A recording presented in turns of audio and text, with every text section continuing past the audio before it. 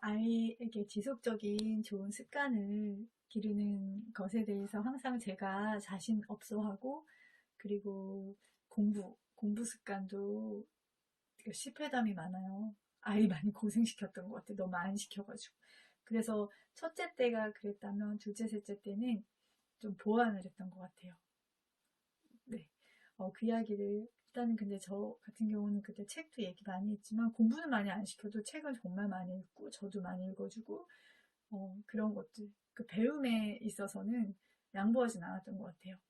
물론 자연스럽게 해서 그렇지. 그러니까 일단은 뭐 영어 수학이나 이런 사교육 같은 것들을, 그러니까 뭐 학원이나 이런 것들의 의존도가 적었기 때문에 아이들이 일단 시간이 많았고, 그래서 다른 것들을 할 수 있는 시간은 많았지만 일단 공부 습관을 잡아주는 데 있어서는 제가 부족한 부분들이 있었던 것 같고, 근데 둘째, 셋째 때는 그 부족한 것들을 깨닫고 더 좋은 모습으로 아이들을 훈육하려고, 아이들을 습관을 형성시켜 주려고 노력하고 있고요.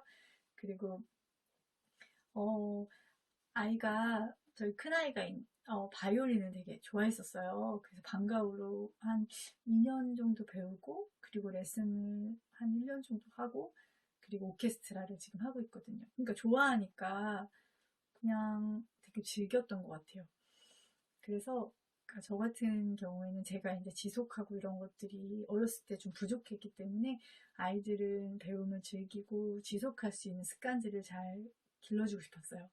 그래서 일단 한 가지 아이가 원하는 것을 했을 때 일단 거기에 대해서 좀 지지를 많이 해주고, 그리고 예를 들면 바이올린은 애들이 좋아하는 애도 있지만 전공이 아닌 이상 중간에 고비가 있다고 하는데, 우리 막내랑 큰애가 이제 바이올린을 배웠는데 둘 다 그만하고 싶다는 얘기를 한 번도 안 했어요. 근데 중요한 건 일단 연습을 안 해도 아무 말 하지 않았다는 거.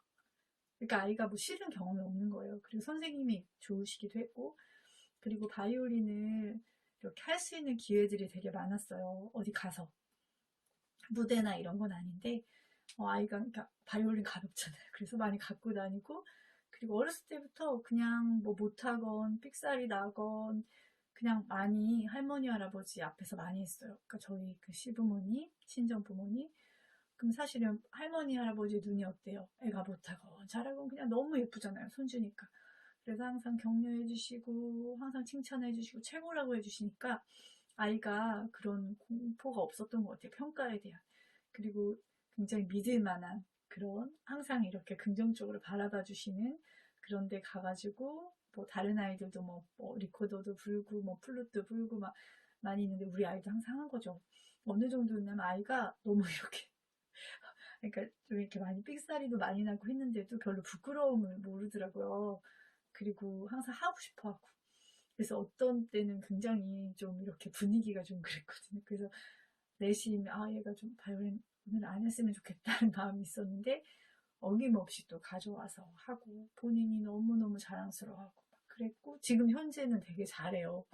오케스트라도 들어갔고. 근데 그 과정 중에는 처음부터 잘했던 게 정말 아닌 거죠. 그리고 아이가 굉장히 즐겨요. 그리고 뭔가 한 가지를 계속적으로 했던 거는 있었던 것 같아요. 그렇기 때문에 조금 늦게 6학년 한 2학기 때부터 공부를 시작했거든요. 근데 아이가 1년 만에 일단 다 따라잡았고, 그리고 지금도 열심히 하다 보니까 계속 성적이 일단 오르고 본인이 성취를 느끼는 것 같아요. 그리고 뭔가 자기가 좋아하는 거를 끝까지 한번 해본 경험들이 많기 때문에 일단 공부를 옮겨간 거죠. 이제 공부 너무너무 잘하고 싶어 하고, 그리고 일단 책을 읽었던 것들이 있기 때문에 따라잡는 게 조금 쉬웠던 것 같아요. 네. 그래서 그렇게 해서 하고 있고, 그리고, 공개 수업에서, 우리 둘째가 항상 웃긴 대목에 나오는데, 아이가 좀 어리버리한데, 엄마가 이제 오니까, 그러니까 저희 아이들은 되게 엄마가 공개 수업 오는 거 되게 좋아하거든요. 이거 막 계속 엄마 오늘 올 것이야. 계속 기다리고. 그래서 갔는데 둘째가 이제 무슨 발표를 하는데 준비를 안 해갔나 봐요. 본인은 자신감이 있었나 봐요.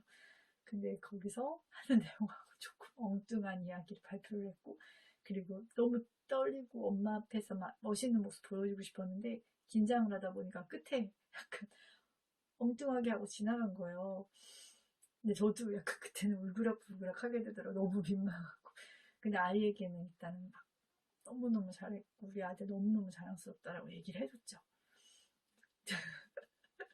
근데 진짜 좀 많이 웃겼어요. 그리고 아이가 얼마나 귀여우냐면, 이 1학년 때였을 거예요. 무슨, 이렇게 마지막에 그 무대에서, 연극 같은 게 있었거든요. 엄마들 이렇게 오라고 하고.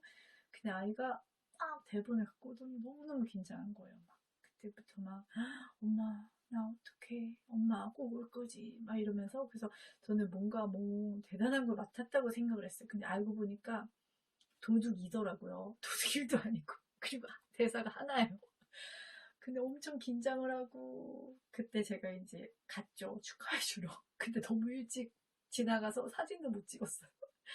근데 아이는 너무 자랑스러워하면서 끝났을 때 엄마한테 엄마 나 너무 잘했어요? 라고 물어보더라고요. 그래서 진짜 멋졌다. 너 진짜 멋진 도둑이었다고 얘기해줬어요. 네. 그래서 정말 이것도 좀 칭찬에 속하는 부분이기도 하지만 지속하려면 일단 주변에서의 평가가 일단은 너무 직설적으로 들어가면 안 될 것 같아요. 일단 아이가 많이 해보고 많이 연습해 볼 수 있도록 하고, 그리고 연습을 별로 안 하더라도 좀 답답한데 엄마 입장에서는. 근데 그냥 두는 거죠. 왜냐면 그거에 대해서 조금이라도 안 좋은 감정을 느끼지 않도록 좀 커서는 좀 얘기를 해요. 이렇게 하면 너 더 잘할 것 같다 라고 얘기한다든지, 그래도 일주일에 한 번은 해야 되지 않겠니? 라고 얘기하지만 일단 어렸을 때는 그런 걸 안 했어요. 그래서 아이가 연습은 안 해도 피아노도 너무 좋아하고요. 바이올린도 너무 좋아하고, 저희 딸 같은 경우는 모든 악기를 너무 좋아해요. 근데 연습은 조금씩 하더라고요.